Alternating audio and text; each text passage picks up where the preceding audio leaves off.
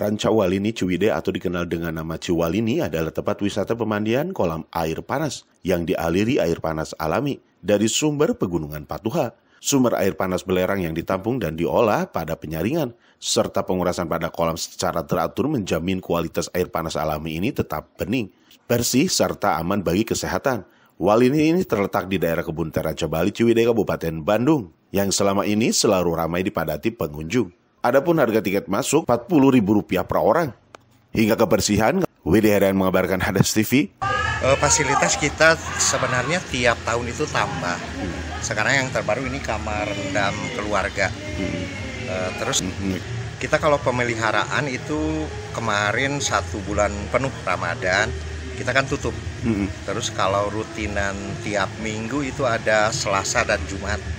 Sekalian pengosokan keramiknya, tetapi kalau ganti air kita tiap hari. Jadi air tiap hari selalu bersih, Pak.